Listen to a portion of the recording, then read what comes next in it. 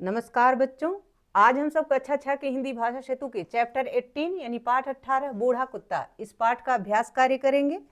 क्योंकि इस पाठ को हमने पिछली वीडियो में पढ़ लिया है, इसलिए इस वीडियो में हम इसका अभ्यास कार्य कवर करेंगे। अभ्यास प्रश्न पहला, बोध और विचार, बहुविकल्पी प्रश्न, सही विकल्प चुने। पहला प्रश्न है, प्रस्तुत पाठ में किस अवस्था की ओर संकेत किया गया है? तो उत्तर है बुढ़ापा की ओर, इसलिए ग ऑप्शन सही है। दूसरा प्रश्न है, इस पाठ के द्वारा लेखक क्या कहना चाहता है? तो लेखक क्या कहना चाहता है? लेखक कहना चाहता है कि मनुष्य और पशु दोनों को वृद्धावस्था में सम्मान देना चाहिए। ख कहना चाहता है कि दोनों की वृद्धावस्था में उचित देखरेख करनी चाहिए। आगे कहता है कि जिसने सुख में साथ दिया, दुख में उसका साथ नहीं छोड़ना चाहिए, यानी उपरोक्त सभी। तो ये सभी बातें लेखक कहता है, इसलिए घ ऑप्शन सही है। ठीक है।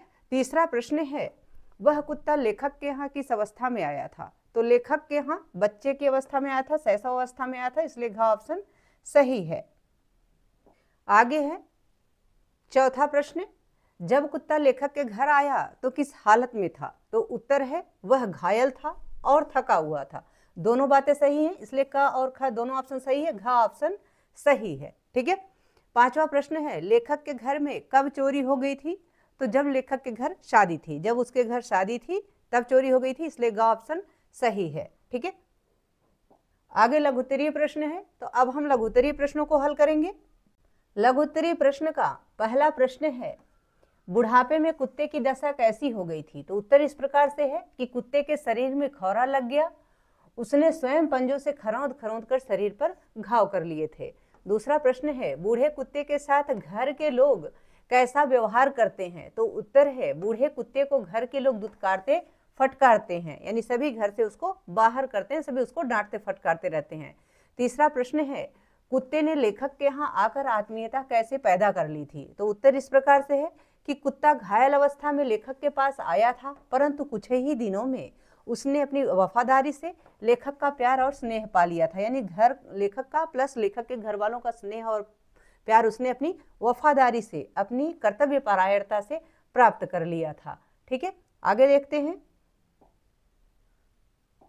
प्रश्न है, बूढ़ा कुत्ता कहानी के लेखक के घर में एक दिन चोरी कैसे हो गई? तो उत्तर इस प्रकार से है कि यद्यपि कुत्ता घर की चौकसी के लिए रखा गया था, पर एक दिन शादी के अवसर पर घर में चोरी हो गई। घर की स्त्रियां गहरी नींद में थीं, वे कुत्ते के भौंकने की आवाज नहीं सुन पाईं। यानी सिर्फ स्त्रियां ही नहीं बल्कि पुरुष भी नींद में थे, जिस वजह से कोई कुत्ते की आवाज नहीं सुन पाया और उस दिन घर में चोरी हो गई। ठीक है।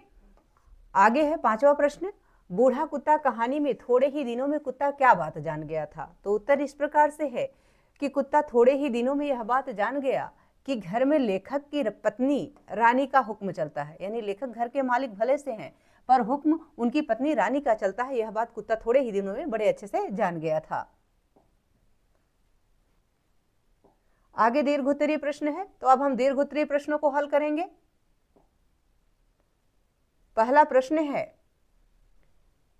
बूढ़ा कुत्ता कहानी में जहांगीर, नूरजहां और अभिमन्यु का जिन प्रसंगों में उल्लेख हुआ है उनकी सार्थकता बताइए। तो उत्तर इस प्रकार से है कि जहांगीर के दरबार में नूरजहां का ही शासन चलता था, इसी प्रकार लेखक के घर में उसकी पत्नी का शासन चलता था। जिस प्रकार अभिमन्यु अनेक व्यूह चक्रों को तोड़ता हुआ आगे बढ़ा था, उसी प्रकार कुत्ता भी रास्ते में मिलने वाले कुत्तों से लड़ते झगड़ते अपने घर पहुंच गया था। इस प्रकार से यहाँ पे नूरजहां, जहांगीर और अभिमन्यु का जिक्र किया गया है। अगला प्रश्न है,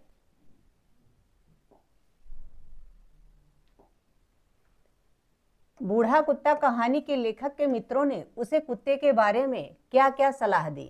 तो उत्तर इस प्रकार से है कि एक मित्र ने कहा कुचला खिला दीजिए, मर जाएगा। दूसरे मित्र ने बंदूक की गोली से उड़ा देने की बात कही थी। ठीक है। तीसरा प्रश्न है, क्या बूढ़े कुत्ते के साथ वैसा व्यवहार करना उचित रहेगा जो लेखक के मित्र बता रहे थे? तर्क सहित उत्तर दीजिए। तो उत्तर इस प्रकार से है कि नहीं, बूढ़े कुत्ते के साथ वैसा व्यवहार उचित प्रतीत नहीं होता जैसा लेखक के मित्र बता रहे थे, क्योंकि बुढ़ापा सभी को आता है और इस उम्र में व्यक्ति या जानवर को अधिक देखभाल की जरूरत होती है। लेखक के मित्रों को कुत्ते की वफादारी की कद्र करनी चाहिए थी, यानी उन्हें इस प्रकार की सलाह नहीं देनी चाहिए थी, क्योंकि कभी आपका भी बुढ़ापा आएगा, लेखक के मित्रों का भी बुढ़ापा आएगा, ठीक है। यानी बुढ़ापा सबके लिए खतरनाक होता है, इसलिए बुढ़ापे में सबको प्रेम, सहयोग और दया की आवश्यकता होती है, संभालने की आवश्यकता होती है, चाहे वह जानवर हो या इंसान हो। तो इस प्रकार का जो सलाह है, इस प्रकार की सलाह जो थी, यह सही नहीं थी। यह कमबख्त बुढ़ापा क्या चीज है, इस पाठ के आधार पर आशय स्पष्ट कीजिए। तो उत्तर इस प्रकार से है कि बुढ़ापे में व्यक्ति का शरीर दुर्बल और शक्तिहीन हो जाता है, उसे हर तरफ से दुत्कार और फटकार ही मिलती है, इसीलिए लेखक बुढ़ापे से डरता है और उसे बुरा मानता है। यह सच्चाई है कि बुढ़ापा बहुत ही बेकार होता है, क्योंकि उस समय आपके अपने भी आपके साथ नहीं रहना पसंद करते, आपको छोड़ देना चाहते हैं, लेकिन इसमें हर किसी को एक दूसरे की आवश्यकता होती है। जो नौजवान हैं, युवक हैं, बच्चे हैं, उन्हें बुढ़ापे की बहुत आवश्यकता होती है, बूढ़े लोगों की, इसलिए उन्हें बुढ़ापे की कद्र करनी चाहिए, यानी जो बूढ़े हैं उनकी इज्जत करनी चाहिए, क्योंकि आज हम नौजवान हैं, कल हम भी बूढ़े होंगे, तो हमें भी किसी की सहायता की, किसी की ज़रूरत होगी, तो आज हम किसी की देखभाल किए रहेंगे तो कल वही हमको मिलेगा।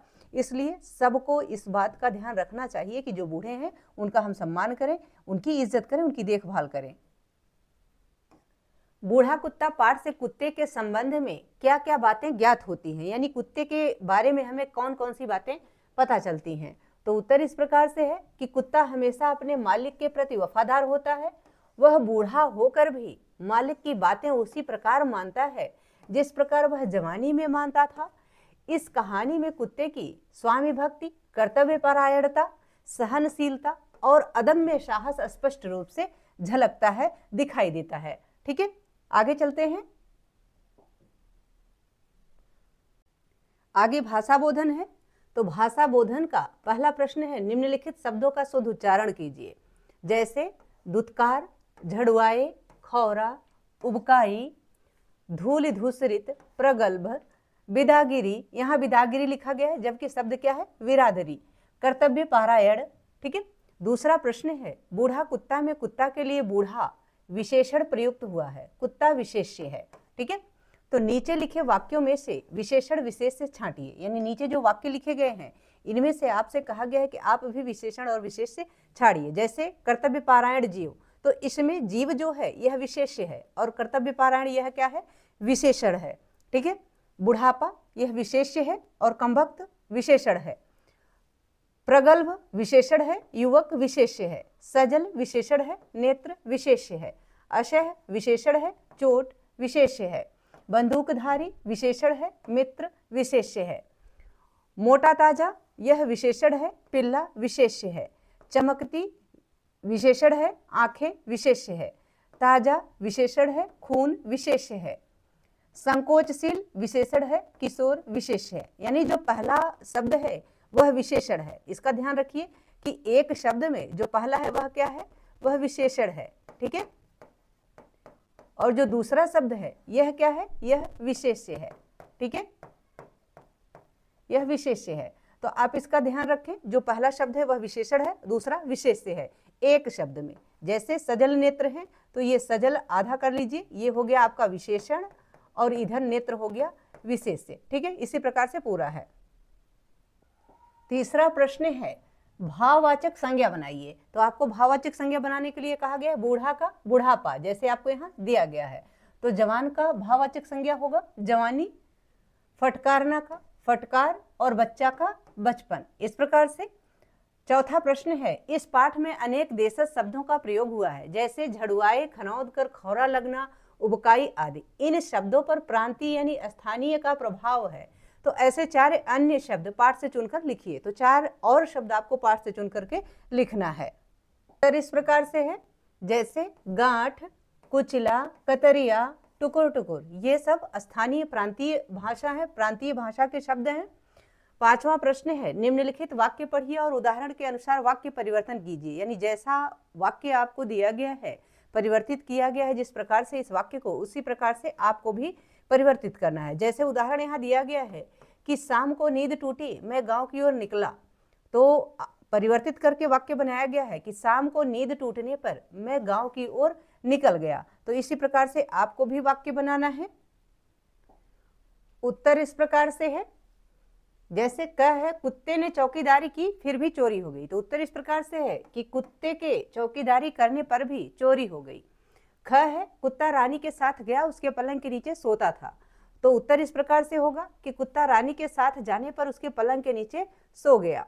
ग है कार खुली, कुत्ता नीचे कूद गया, तो उत्तर इस प्रकार से होगा कि कार खुलने पर कुत्ता नीचे कूद गया।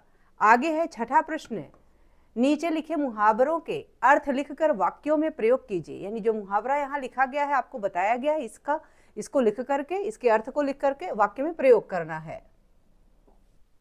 क्या है टुकुर टुकुर देखना। टुकुर टुकुर देखने का अर्थ होता है गौर करके देखना, यानी ध्यान से देखना, टकटकी लगा के देखना।